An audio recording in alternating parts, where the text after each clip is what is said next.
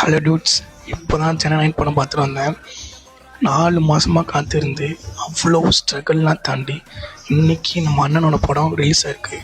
படம் உண்மையிலே சூப்பராக இருக்குது. படத்தில் வர ஒவ்வொரு சீனாக இருக்கட்டும் அவ்வளோ அழகாக இருந்துச்சு. தேட்டரில் உட்கார மட்டும்தான் செய்யலை, தேட்டரே ஒரு பிளாஸ்ட் மாதிரி தெரியுது. ரீரிலீஸ் ஆனால் படத்துலலாம் டான்ஸ் வந்து அந்த மாதிரி இருக்குது.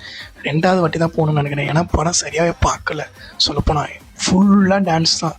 நின்றுட்டு ஆடதான் காலெலாம் ரொம்ப வலிக்குது. இந்த படத்தை நீங்கள் தேட்டரில் போய் பாருங்கள், ரொம்ப சூப்பராக எக்ஸ்பீரியன்ஸாக இருக்கும். ஃபஸ்ட் ஹாஃபாக இருக்கட்டும், செகண்ட் ஹாஃபாக இருக்கட்டும், ரொம்ப அழகாக இருந்துச்சு. இந்த படத்தை தளபதி ஃபேனுக்காக எடுத்திருக்காங்கன்னு நினைக்கிறேன். ரொம்ப அழகாக இருந்துச்சு. கதையை பொறுத்தளவுக்கும் ஆசை தெரியும், பாளைய கதைன்னு தெரியும், அந்த கதை தான் இது.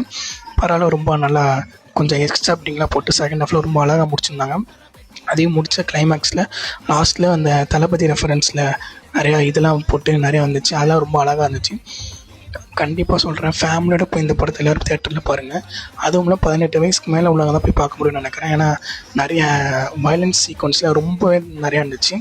பரவாயில்ல, எல்லோரும் பாருங்கள் இந்த படத்தை தேட்டர். இப்போ நான் ஓடிடியில் வரும்னு சொல்லி எதிர்பார்க்காதீங்க. இது செம்மையான எக்ஸ்பீரியன்ஸாக இருக்கும். ஏன்னா தளபதியோட கடைசி படம். இந்த படத்தை நீங்களாம் தேட்டரில் போய் பாருங்கள், ரொம்ப அழகாக இருக்கும்.